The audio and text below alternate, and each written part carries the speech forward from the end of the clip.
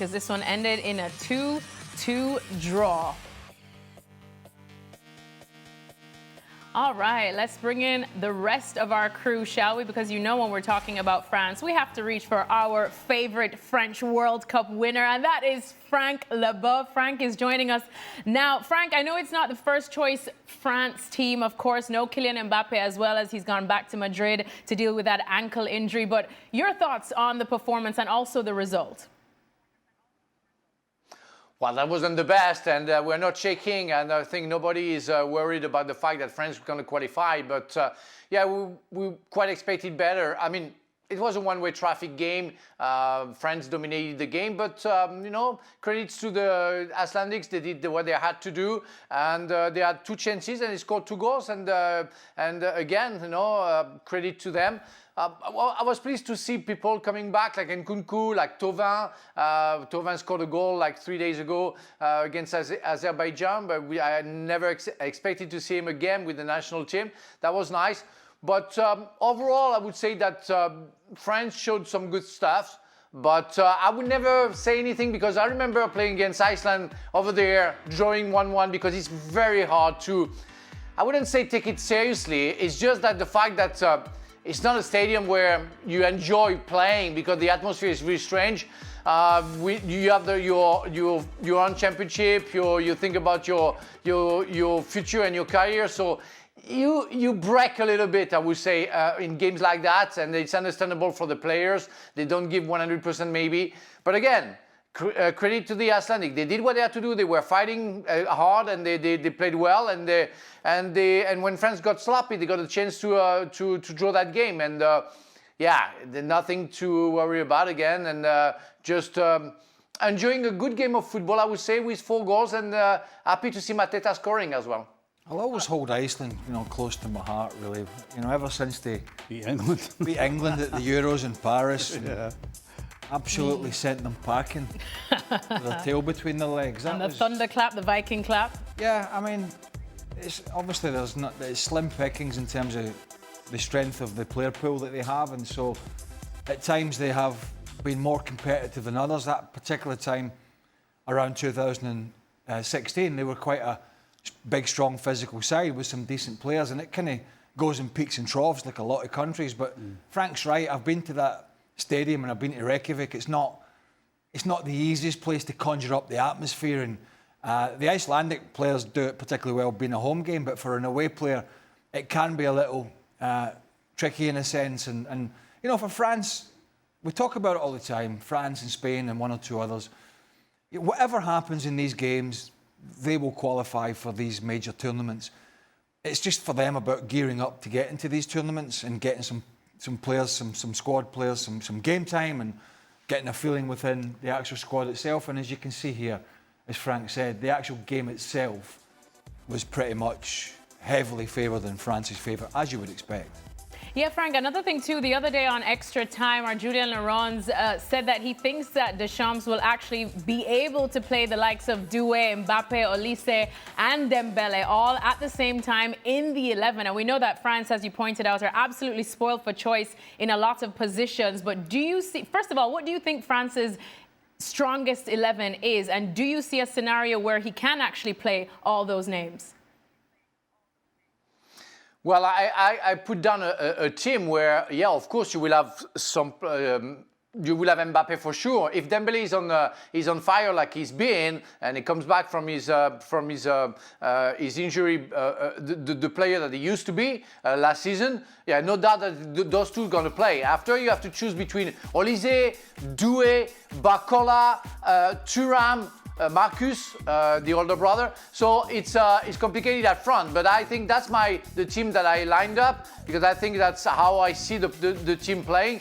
But of course, we're still far away from the World Cup, and you can see underneath on the bench, Doué, Saliba, Ekitike, Barcola, Camavinga, Gusto, Hernandez. Of course, you have players like Bade playing for Leverkusen at the back.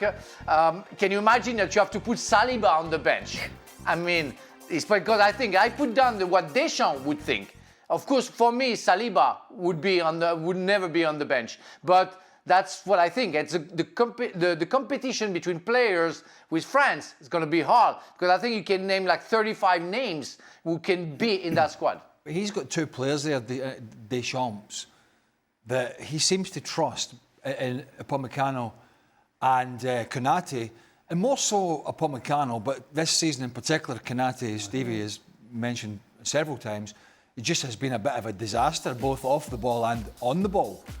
And Julian was talking yesterday actually about his top players of the season, his top 10 players to start off this season, and he had Saliba in there. I think Arsenal haven't lost a goal when he's played. So it's, to Frank's point, that is kind of a strange one that, you know... But Deschamps, if you remember Deschamps from maybe 12 months ago, maybe 18 months ago, when Saliba actually was clearly the top guy, maybe even in the Premier League, maybe even in Europe, but Deschamps came out and said he wasn't quite ready yet. So maybe he's got a little... You know, coaches sometimes have a problem with certain players for some reason that you can't quite put your finger on. And it would seem that Saliba falls into that category with Deschamps, because I'm with Craig, Upamecano and Konate, I mean, they got mistakes in them. But that's, sorry, it goes the other way, doesn't it? Some managers and coaches, and we've both seen it, where players aren't playing well for their club. And some managers just throw that out and go, well, do you know what? He's done a good job for me. And so I'm trusting him, even though at club level there's been mistakes and the performances has dipped. We've both seen it. We've played with players who we've turned up for international duty and think he's going to get dropped. And he doesn't, because the manager's mindset is he's been playing well for me, Frank. Yeah, that's the thing, and it can go the opposite way, where Saliba is absolutely perfect with Arsenal. But today, for example, he made the mistake who allowed a corner for the Icelandics, and they score on that corner. So Deschamps is gonna point that and say, you know, it's what I'm saying. The guy with France, with national team, makes mistakes.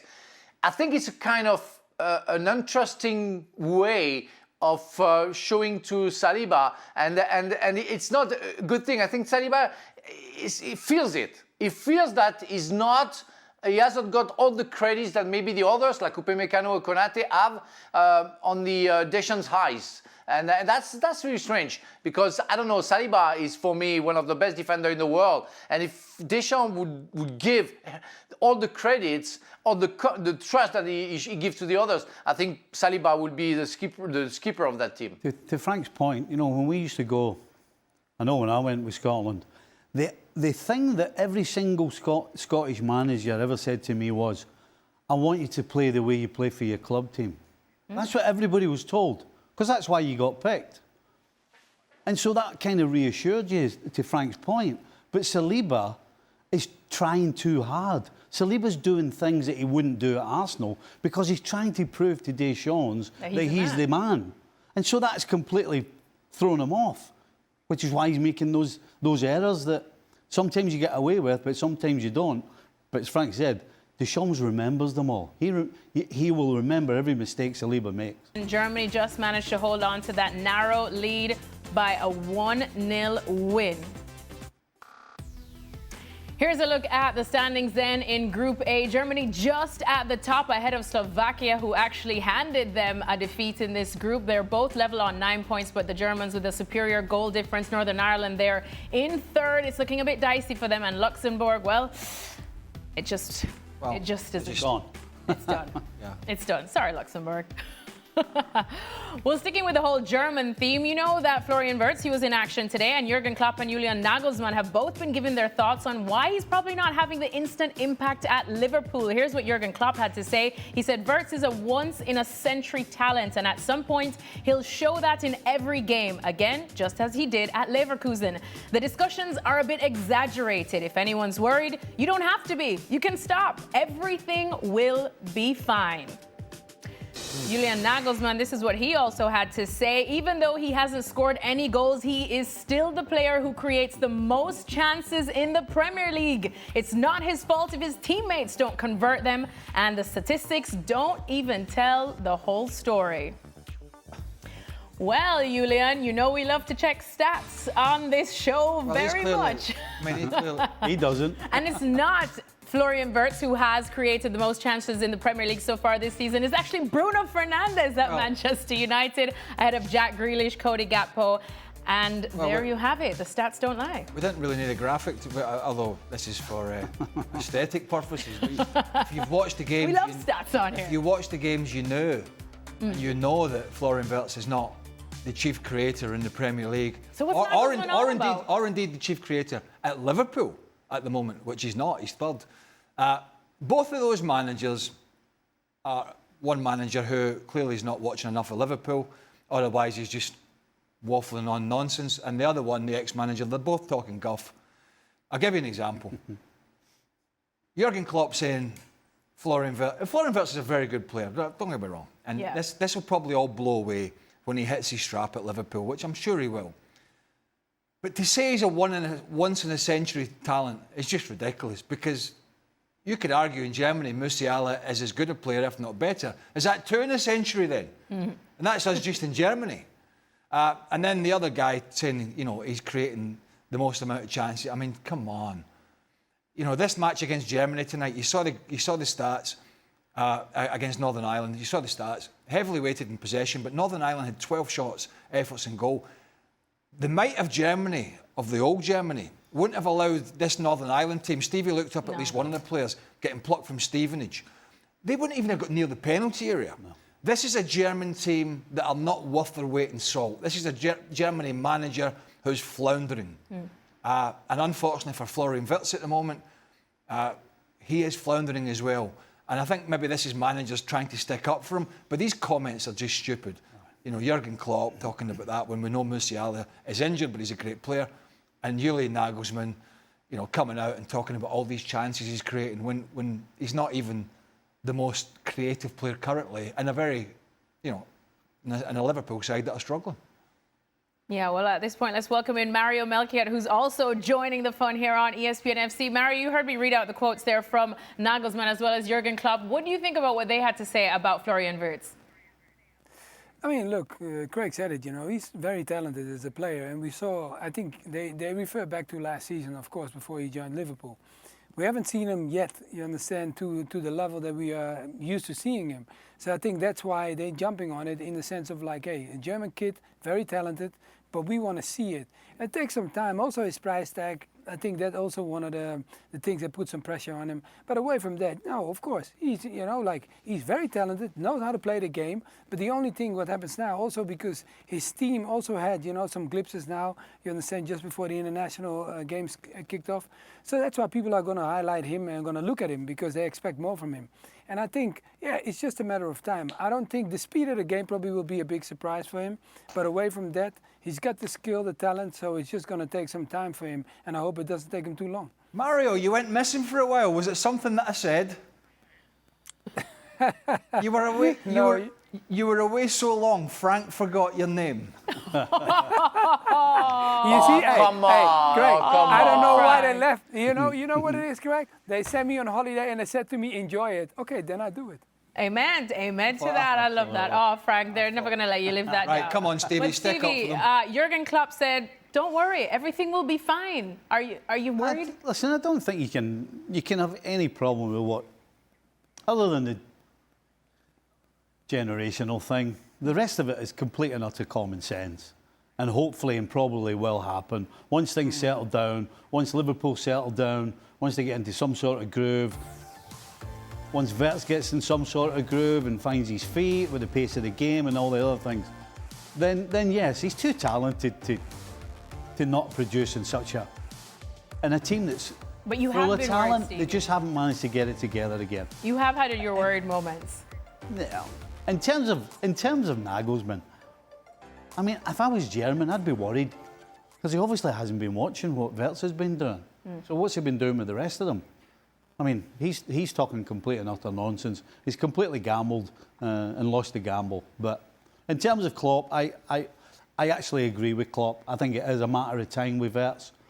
Hopefully, though, it's not too long because Liverpool can't afford to keep slipping up. We can't let Arsenal get too far ahead. So They need Wirtz. Is that time, and we sort of tried to talk about this yesterday, and we sort of moved it to today. Yesterday's show was filled with so much good stuff we couldn't get to it. The big question is, one of the big questions about Liverpool, there are several before this big game against Man United off the back of the international break, where Liverpool came in off the back of the Chelsea defeat away from home, played poorly, got outplayed, deserved what they got. Salah was poor. Stevie and I went over it a week or so ago. We went over the midfield, we went over the space that were allowed, went over multiple things. But Florian Wirtz was on the bench. Yeah. What's the decision that Arne Slot is going to make to get this season rolling? And we're talking about getting this season going again. They're second in the league. I think the big picture is they haven't played well. And is he going to pick? Is he playing Stevie? Yeah. Florian Wirtz? You don't know. I don't think Wirtz will play. You don't think he'll play? I thought the question was going to be Ekitike or Isak. Oh yeah, we're getting there, but we're just focusing on Wirtz. I don't think no. But no. Don't you think coming in playing your biggest rival, well certainly not in terms of the league, but in terms of historically, your biggest rival, you're at home, what a great opportunity for him to get his Liverpool career up and running. Well, that sounds lovely. It sounds great. That'd be a great story. Yeah. Unfortunately, he's been thinking. Arne Slot, I'm sure, along with the rest of us, have been thinking this was going to happen every week, and it's not happening. Right. But and so coming off 3 defeats, are you really going to go again? I don't think you will. But at home, away from home, I kind of see that picture away from home. It's a possibility. At home, if Konaté's fit, right? He's playing number 2. It's a possibility that Wirtz might play. If Konaté's not fit, then he's going to have to move Gravenberch back and maybe play Endo. So you can't play Endo and you can't play Wirtz.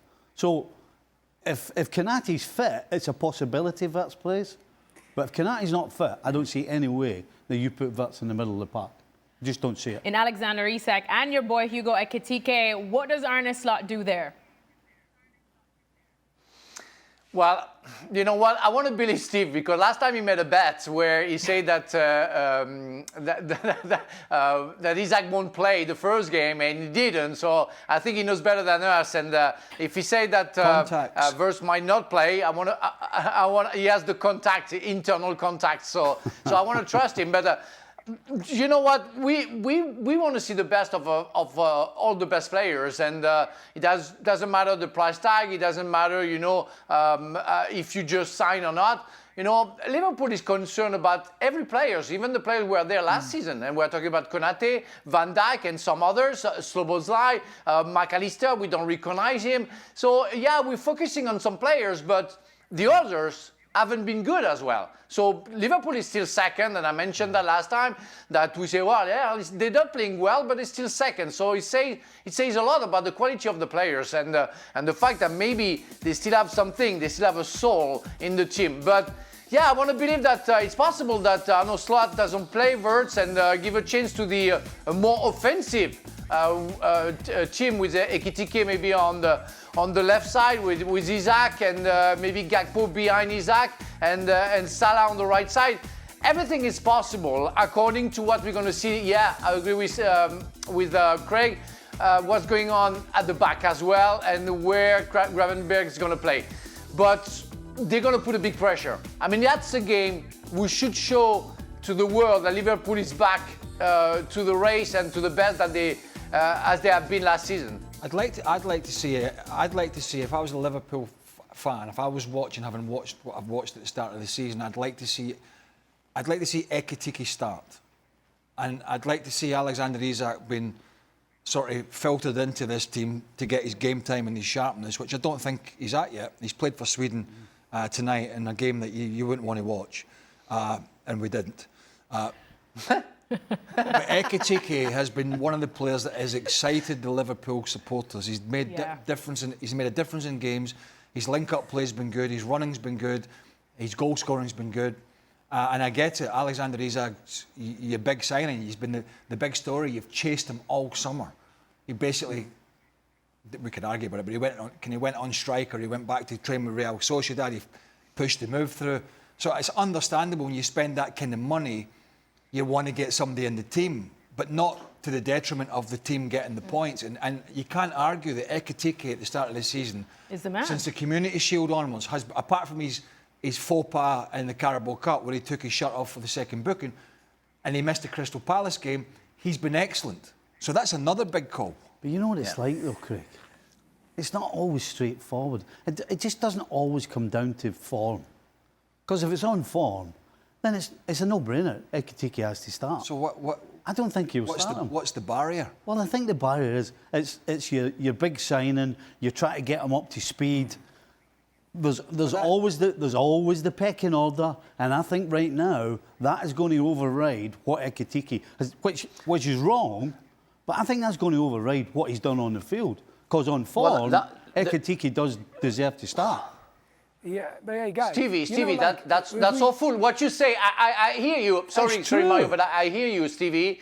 It's true, but we are talking about politics. We're not talking about football. I mean, those people, if they do that, if Arne Slot decides to put Isaac because it's a big price tag. I mean, that's a shame for football. I mean, I'm with Craig. I mean, Ekitike has to play. I don't think he but will. you know, I don't disagree, by the way. Sorry, Mario. I don't disagree. Yeah. I know. Yeah, I just don't think he will. No, but I know. Mario? Hey, think about last season. Last season, when this happened at the international break, Slot was in, and he started the game when they came back after the national team break. They lost that game, and the second one, he changed the momentum and he played him. So I think, you understand, looking at him, because I remember the first time it happened to him, it was like me saying, like, it's a new league for him. He just has to adapt. He has to get used to it, stuff like that. The second game, he didn't make that mistake.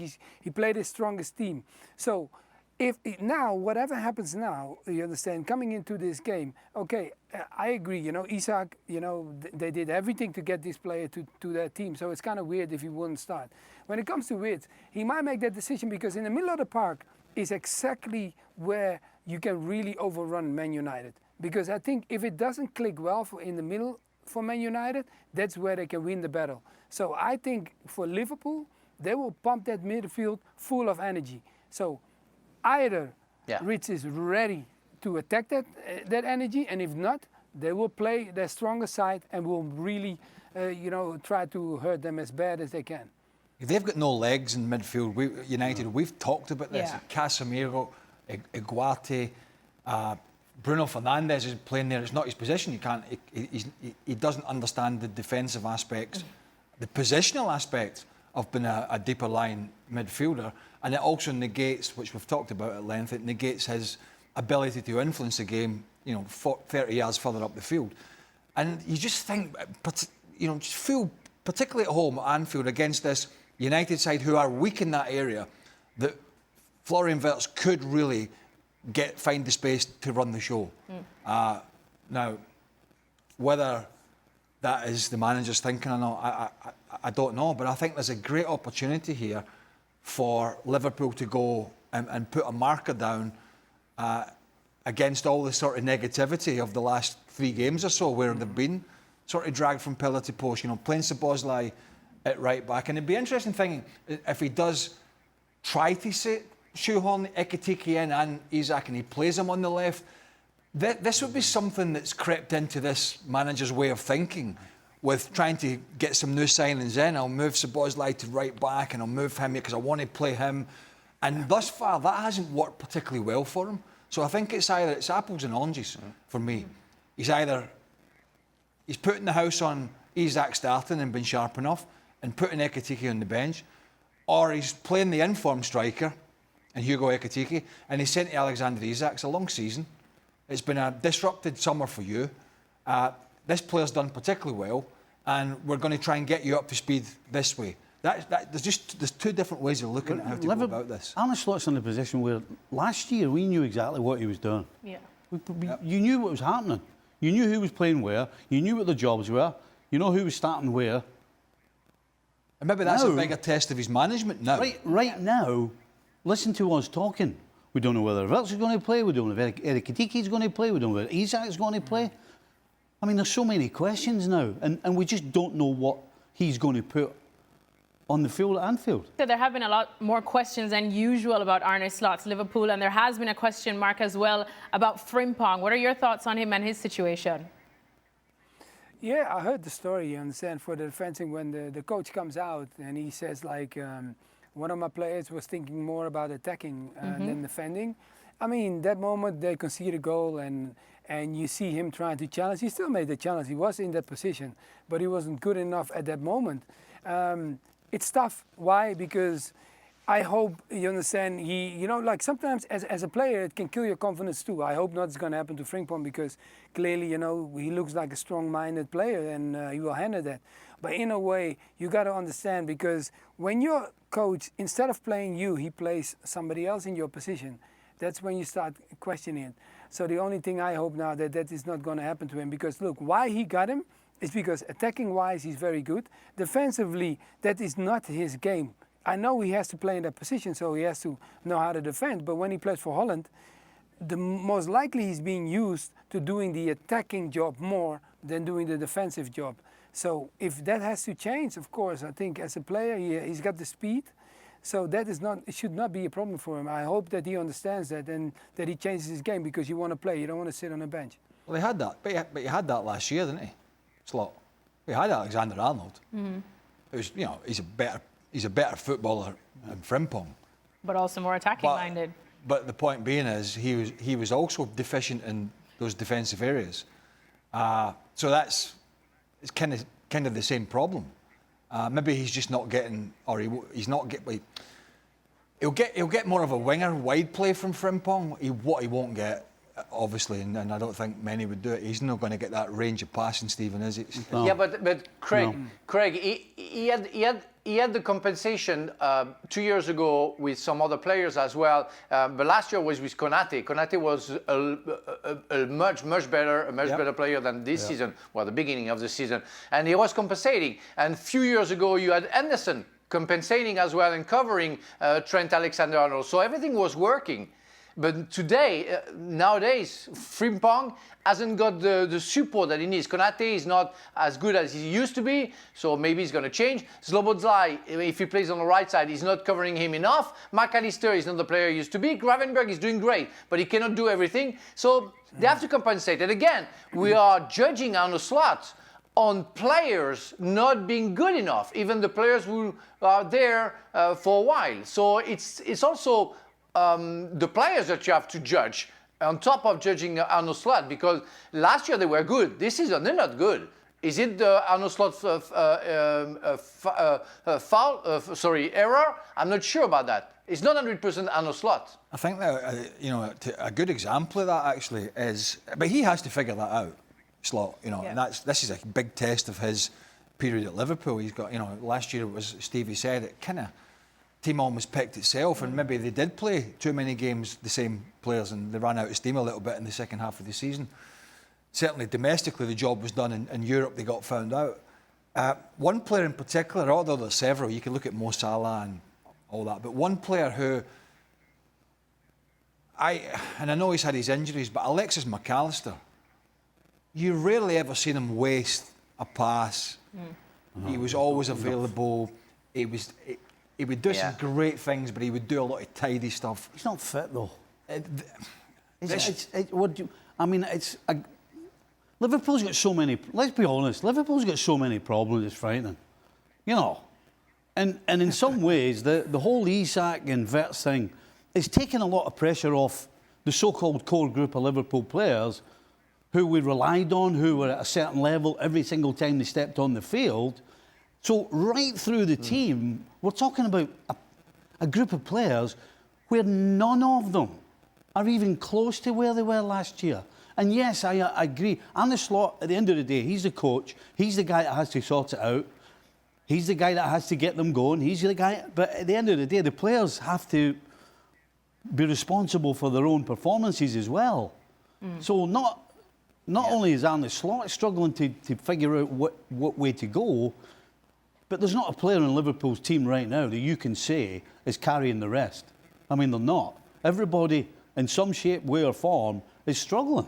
This is huge for Liverpool. I know we're going to move on, but this is huge. Gravenberch. This is huge for Liverpool in the sense that the points they've got are very good with the performances that they've put in thus far, and all these things we've talked about since the start of the season, the issues with the signings and fitting people in. But if they were to lose at home to this Man United, it's okay, they beat Sunderland last time out, but let's be honest about it. They're absolutely rotten, right? If they were to lose at home to this Man United side, that's 4 straight defeats in all competitions. Yeah. And the questions just keep coming. The negativity, is Wirtz worth the money? Can he do that? Did the manager get lucky last year? I mean, all these things. It is it's a big game for United, don't get me wrong. Unthinkable. It's a massive game. Massive game for Liverpool.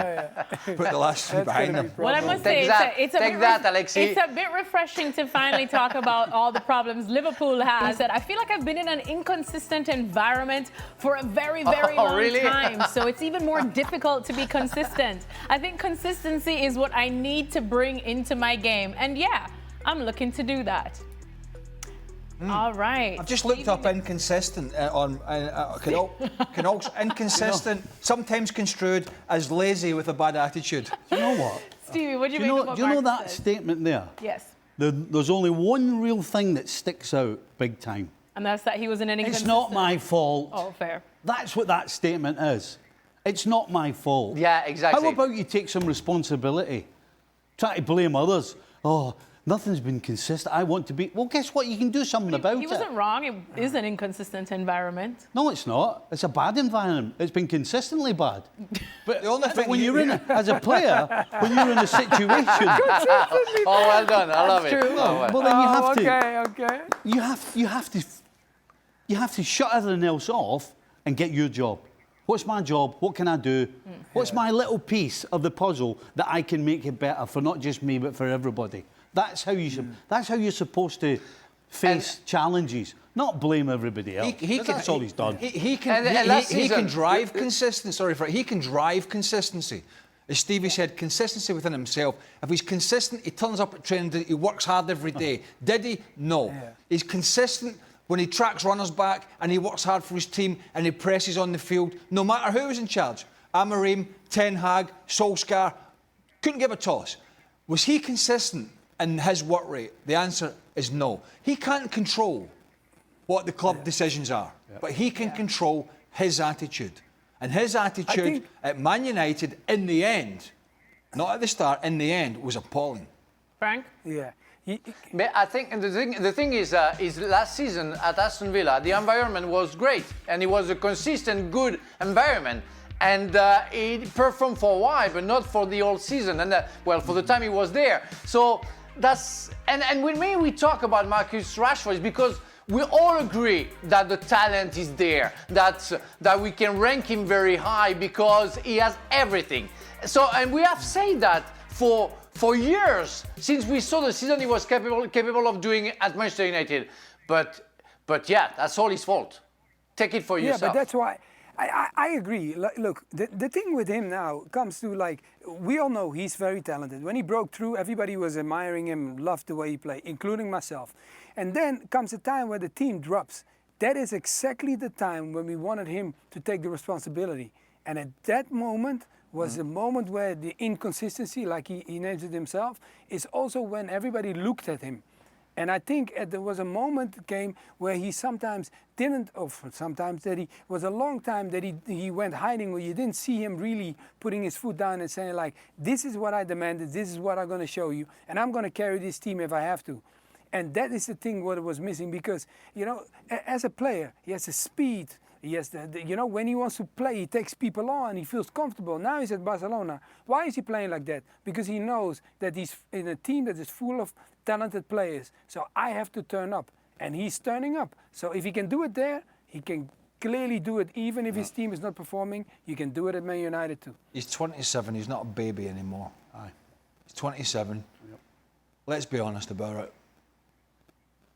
We'll talk about what he's doing at Barca on a weekly basis, off the bench or not. Yeah. We'll see how that drives forward. If we're being honest, he had that season in 22-23, and off the back of that, he got a humongous new contract, and he chucked it. Next year, and the following year, he chucked it.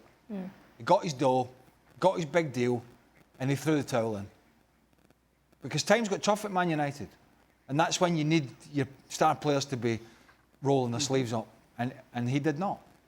And he's a lucky, lucky boy that Barcelona have some issues and they needed some players to cover. Very, very lucky. And fair play, I mean, he should take it with both hands. Because if he doesn't, where's he going to go? Yeah, that is a big question indeed. Well, Rashford has been in action for England's Three Lions, but at the weekend he will turn his attention back to Barcelona as La Liga returns on ESPN+.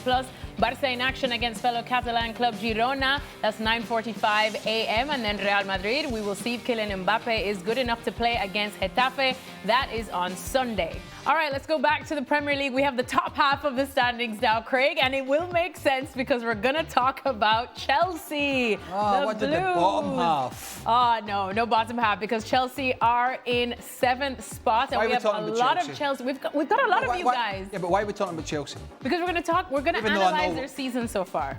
Oh, to be fair, we're going to analyze. We have Mario back. 3 of you for Chelsea. Exactly. We have 3 ex-Chelsea boys here. If anybody says world champions, you're out. I won't say. Go on then. What? Get out. Yeah, but I was You just said it. You just said it. You just said it. Can I leave? Craig will happily leave right now. Just tell him I said you could go. If he said I can go, I'm good.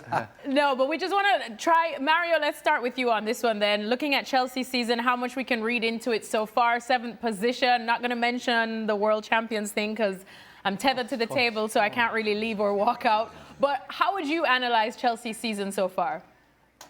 I think it's a team that comes back. We cannot call it, so like Craig said, but they came out of their trophy, started the season off, and had some glimpses, of course, you understand. I think, of course, people will look at the injury, but you also have to remember you have a team full of numbers. So they have a big injury list. But if you look at the games that they played, some of the games I also like, some were surprise losses, and some were like, clearly, like you could see, like, okay, they lost against Brighton. That one was, I think, one of the ones that hurt them really badly because they outplayed them really by far. And so for me, like when I watch them, I see like there is still something, you know, like you see those young boys and they're trying really hard and doing it, but some of the key things are not clicking. And when you have big games, like I given the last couple of games, like I saw Caicedo play, for example, also injured. Fernandes couldn't make it to his own team now, also got the injury. And of course, one of the key figures is Palmer for that team. And he's out, and it looks like he's going to be out for a longer period of time. So that's going to be a really, really big miss for them. So that means there's 3 players in the middle of the park of your team. It's not going to look as steady as they're trying to get it. Well, 2 of those games in the last 3. So the Liverpool game, they were excellent. I think we all agree. The way that they pressed, the way that they played, the tempo, their creativity, and they defended. They had, you know, the back 4 was a makeshift back 4. I think they had 10 injuries. The other 2 games were, you know, the Brighton game they dominated, but again, these 2 games, Brighton and United, hinged on red cards. João Pedro, who got sent off, I think he just come on. In the Brighton game, that turned that game. Brighton got late goals. The Man United game was a difficult one to judge. United won, but Sanchez was sent off in 5 minutes. And then Maresca had some sort of panic up. All right, Cole Palmer got injured, had to take him off, but he substituted Neto and somebody else. I can't remember who it was. Was it Esteval? He substituted 2 players very, very early. He just had this panic, and that never left him in the outball. So United really penned them in. So those games are difficult to judge. In terms of the season. The Liverpool game, if they could somehow take that consistency, that type of performance into most weeks, then they're going to have a good season. But again, the disciplinary issues, you know, João Pedro wasn't terrible, but it was a high boot. He was already on a yellow. And Robert Sanchez he came out, he made a bad decision, and it was always going to be a red. Those things are going to cost you. Did we see the real Chelsea in the Liverpool game? That's the big question going forward. Right. Yeah. Can they produce that every time they step on the field? Most weeks. Now, the majority of teams in the Premier League this year can't do that. So they're not alone. But along with the red cards, along with the injuries, along with the questionable decisions from the manager, they've never quite been able to put just any sort of run together. And that is why they're in 7th. Because talent-wise, they should be way up the table. But they can't get it together. But as I said, the majority of the teams in the Premier League are in the same position. Well, Frank, Mario mentioned it, and we always kind of poke fun at it when we're talking about Chelsea, just the fact that they do have a lot of bodies. We know about their squad numbers already, but looking at this Chelsea now, what would their best 11 be, in your opinion? Well, the best 11 will be with centre-backs not injured already, with Tozin and Colwill. That's for me key because they lost Badiashile and Uchimpong as well. And James, I'm happy with James. James does the job. He's a real skipper, and we can feel that he's the power in that team. So we have to get back to Palmer as well. We want to see Palmer back and make sure that he can be the leader in the middle of the park. Caicedo and Fernandes have been very good, especially Caicedo. And Caicedo, worth the amount of money, the price tag that the club put on him, because he's proving to the world that he's the equivalent of the players like we had, like N'Golo Kante, like what is his name, Makelele as well, and those players that we all cheered and appreciated. I'm really fan of Neto. That's why I put him. I'm more on the right side, but in the way that I want them to play, I think the only position that he can go is on the left side. But that team, like Stevie said, and like any other team, they have a lack of consistency. If they can get that little bit more consistency, less players injured after, less disciplinary errors, yeah, they can have a good season. But we can see sometimes the best against Liverpool and the worst, I would say, against Brighton. And that's what it is. I just think he's got too many mistakes in him. When the ball goes back to his feet, And then Sanchez. Robert Sanchez, he takes all these chances. He takes all these chances, and you'll see him make some great saves, don't get me wrong. Some really good saves, but there's too many mistakes. If you look at Liverpool, they've got Alisson and Stevie's mate, the Georgian. Mamadashvili, yeah. Oh, he's in the mirror again. You got David Raya at Arsenal, who he's been very consistent. And you got Donnarumma now at Manchester City. You could argue he's in the top 3 in the world. For Chelsea, that is, I think, an issue. They can't address it now, probably not going to address it in January, but that is an issue if your goalkeeper's making bad decisions and mistakes. He for me, would be a concern. What about you, Stevie? 100%. I think the biggest problem that Chelsea have is that little triangle between the goalie and the 2 centre-backs. You know, for me, Colwill is the only one that I particularly can rely on when he starts. Yes, they did well against Liverpool last time out, but yeah, that little triangle with the goalkeeper and the 2 centre-backs, I think is where Chelsea's Achilles heel is. Mario, your thoughts on what the boys just had to say? Yeah.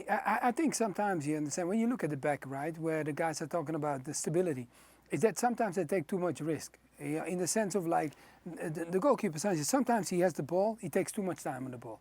Sometimes you make the decision that you make has to be an easy decision, and the more he lingers with the ball on, the more uncomfortability he brings to his defensive line. And I think that's one of the key things that he has to be careful with, because if not, people are not going to... I mean, you as a player, you don't want to play the ball back, you kick it out. You don't want that. So I feel like those are the kind of things. I think like clearly why we all talk about the Liverpool game is because I think Chelsea played Liverpool from an angle of like... They won the league, and now we have to prove a point. And I think that was one of the clear points that I see. I saw in Frank's team, I saw Gusto standing. Gusto played against McAllister, for example, what we talked about. He didn't even focus on the game. He was just clearly focusing on him. So little things like that, what Chelsea did against the bigger team where the focus was up to speed and they did everything, I think they have to do it also against us. So respectfully, smaller teams, because that is where they're going to win games, and that's where they're going to, get everybody to understand what they have to do, away from the injuries that we talk about. Because, like Estefan, for example, a young talent, I love, watching him, the way he takes people on. I want to see him play. But he cannot play when you have a young player coming into a team if the team is not stable yet, because then he will start drowning too. So in that sense, I hope the young talents that really want to make the game and influence the game, I hope the team picks it up, because if not, it will be even harder for the young talents to break in. Their fullbacks have been affected, haven't they? I mean, if you're playing the game today, you'd want. If we were playing the game today, you'd want to punch Cucurella. But he's effective. Yeah, he's effective. No, I mean, He's right, he's right. If he said that if there was one player playing today, you say, who would you want to lay one on? It would probably be him. But he's effective. He's a nuisance and he's effective. And I tell you what, he ran. He asked the question of Mo Salah in the Liverpool game: do you want to run that way? Do you want to run back? Because he powered forward. And on the other side, Reece James, he looked as if his career was going to be a difficult one with injury. Yeah. But touch wood for him, he seems to have put that behind him, and he's a good footballer. He's strong, he's quick, he can pass it, he can step into midfield, he can play centre half. As long as he stays fit and Cucurella on the other side stays as lively and as whatever you want, as possible. annoying and all that sort of stuff. They are very, very effective. As Stevie said, it's whoever's in the middle two and the goalkeeper. That's kind of the area where they cough things up. If they can figure that out and put a run together, they could have a good season. I love that. Annoying but effective. I feel like that sounds Well, he is, isn't he? That sounds like us on ESPN FC. We're annoying but effective. We're hated. Well, people keep sending in their questions, so after the show, make sure to join us in for extra time. We've got Frank, we've got Mario, Craig, and Stevie. All got plenty questions for the boys, so you're going to want to tune in.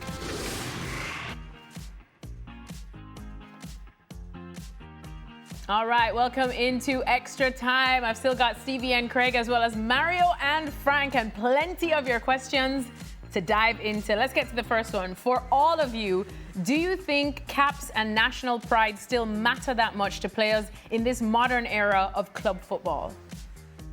Craig? Don't know. Probably.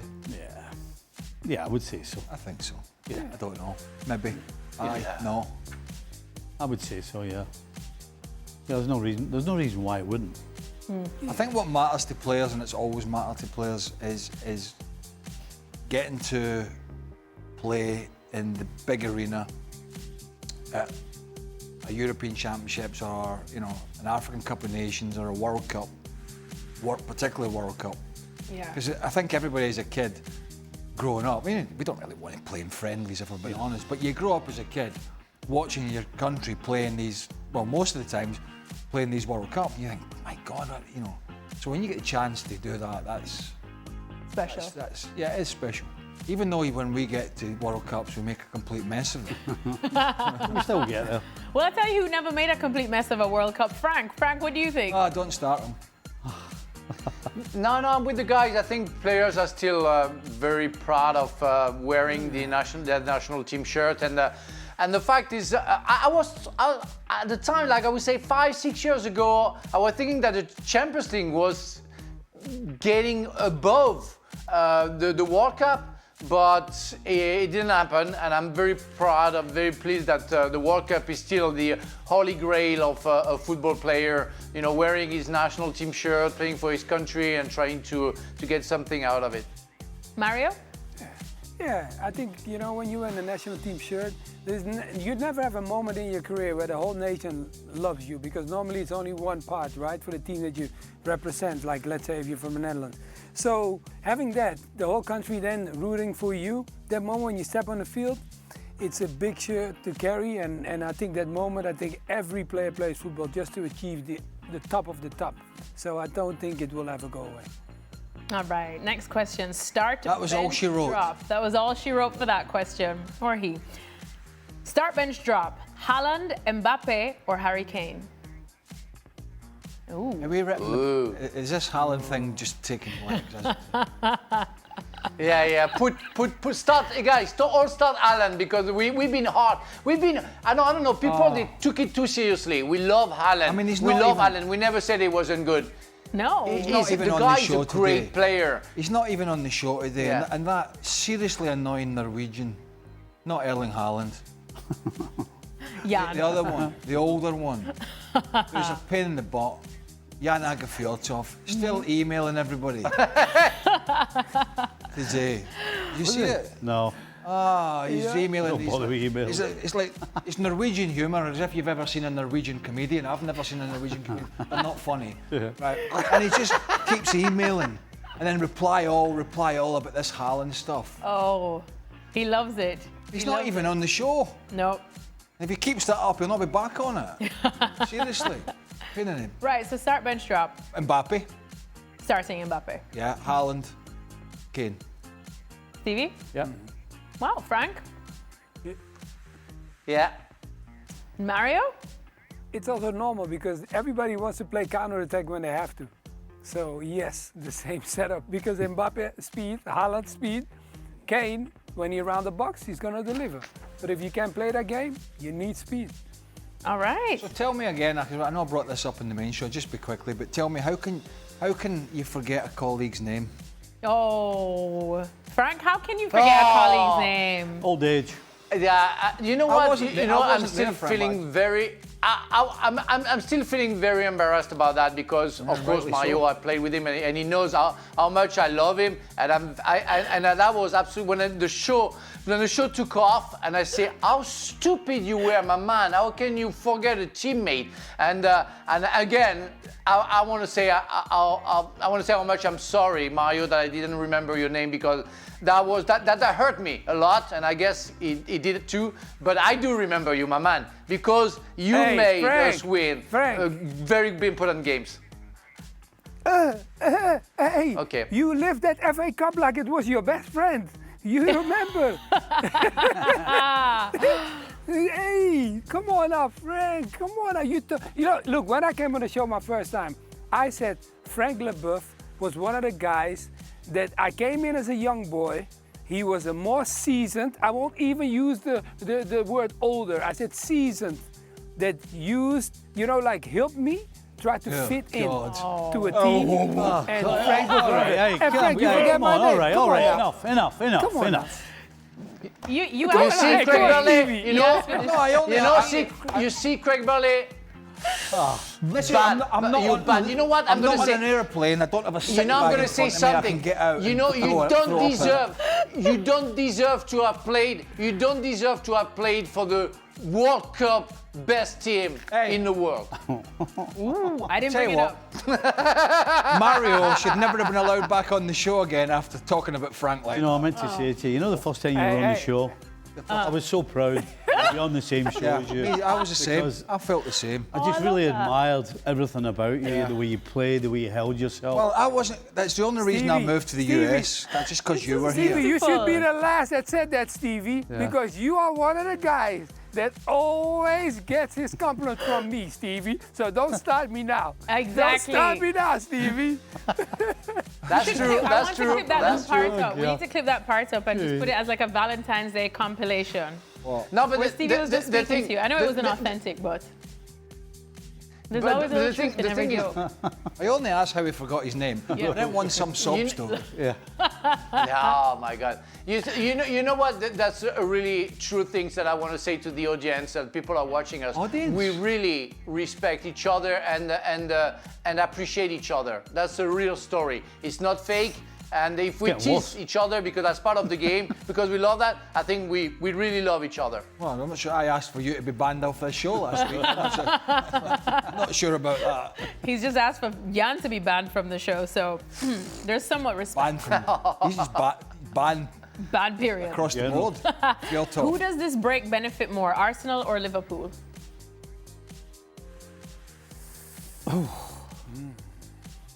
Oh my God! That's there's not a straight it's not a straight answer. The only thing that will answer that is how Liverpool play at the weekend. Because if Liverpool don't play well or they get beat, then it'll be this break didn't help them. But if they actually play well and win the game, then the fact that they've been away for 10 days, then we'll say, well, it seems like the break did them good.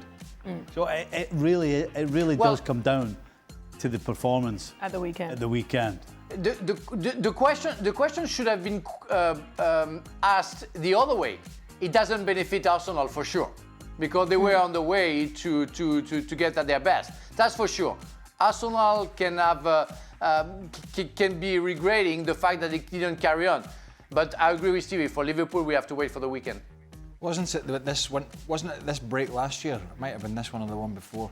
That Liverpool come off the back of it and they lost at home to Nottingham Forest. Yes. Aye. Yes. Yes. Oh, yes. I tell you what, Craig's like an elephant. My God. He doesn't forget anything. Craig Burley, the elephant.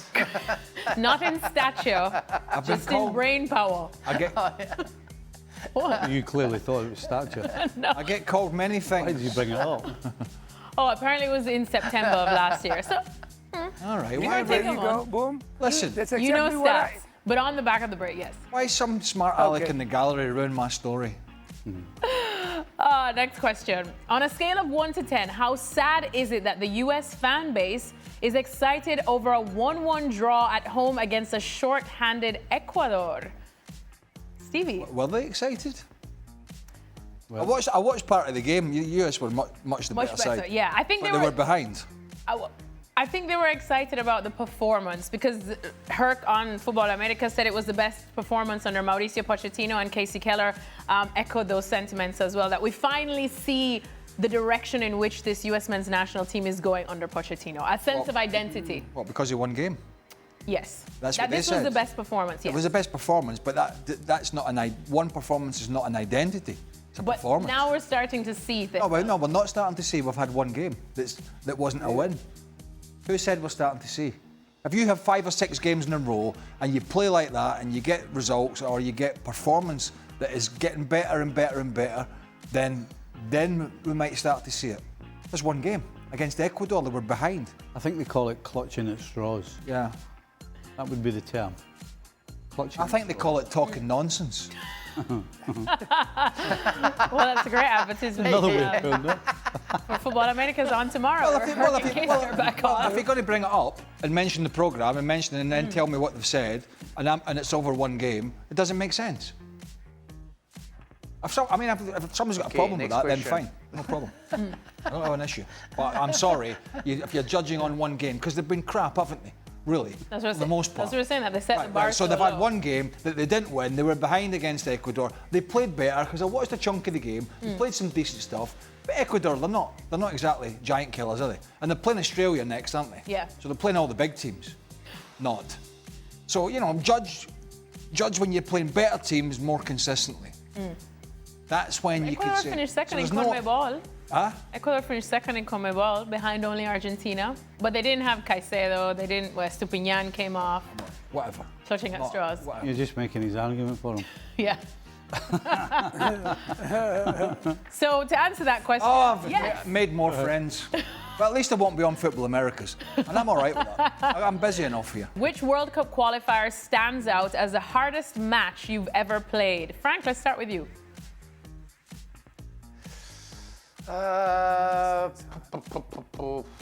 Well, in '98 we were qualified because we played at home. I don't remember any game others. It was more a European Championship that I remember, but qualification, but not a World Cup. I don't recall any game that I found. What about in the Euros harder game? than any other? What was your hardest sorry? one? What was your hardest Euros game then? Oh, the hardest one that was away from home in '95. We played against Romania with the former big stars like Agi, Popescu, and some others. Petrescu as well. And we played in Romania, and that was the atmosphere and everything. The rooster is the badge for France. They were cutting head of roosters in front of us in the stand. That was insane. And it was the beginning of the new era of the Zidane, Carambe, Lizarazu who came, and we won 3-1 there. That was really a feat. That was really something special because we didn't expect to win in that strange atmosphere. Mario? Yeah, I think when we win Holland was at home. We played against Bulgaria, I think. That was one of the games that they were doing well in that group. And I remember being in the dressing room was one of my first games coming back into the national team. And I never forget in the dressing room, Van Basten coming to me and saying like, hey, they got a left winger, and if you shut him down, we win the game and we get qualified. I don't want to say I was nervous, but it did lift the competition level up, and we ended up winning that game. We got qualified to go to the World Cup. So yeah, that was definitely one at home. Was one of the big ones playing for Holland at that time. See, that was all down to Mario. Was that Risto Stoichkov? Was the winger he was talking about? Yes. No. You're talking about yes. Stoichkov. Are you talking about from Barcelona? Yes. No, not him, because No. he was a legend. No, it wasn't. No. I will not say that because he was a legend. No. But Berbatov Kostadinov? played. Berbatov No, wasn't played. Kostadinov? I think it was the one that was at Manchester City. Well, they know them. You guys, your toughest qualifier? Yeah. I've got two. Hard to pick. 85 at Hampden Park against Spain. Beat them. Fair. And Was that the 18 Charlie Nicholas goal? That was Switzerland. No, that was Switzerland. I'll get my coat. And 89 at Hampden Park, we beat France. Ooh. Qualified for the True. 1990. Yeah, I remember World that. Cup. True. Great year. Those two, 1990. 95, I think it was, or early 96, was it 95? Greece at home. European Championship, final game, winner takes all. Winner goes to the Euros, loser does not. There was no playoffs.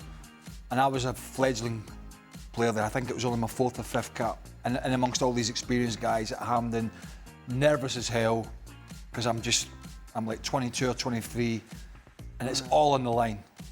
And McCoy's come off the bench, Alan McCoy's come off the bench and scored 1-0. But I just never ever, it's very rare. Sometimes it happens, but it's very rarely everything goes down to two teams right to the last game. Yeah. And as an inexperienced player, whenever I stepped out of position, I had Gary McAllister, who was my captain, giving me a right ear bashing. Earful. Got an earful all the time, so it was just, tough. Tough one. All right, final question. Big Ange is close to cooked at Forest. Do you think he might thrive in MLS? He wouldn't have to worry about relegation, and his attacking style would probably go over well with American fans. Craig, you're a Nottingham insider. What do you think? Don't know, mate. I don't know. I'm trying to remember because he started off coaching in Australia, basically the A-League, which is just on a par with MLS. So absolutely he would be fine. You think his style would fit here? Aye, absolutely. What do you guys think, Frank? I think he should rest. I think he should rest a little bit, and digest a little bit, and maybe rethink his managing, and maybe come back better.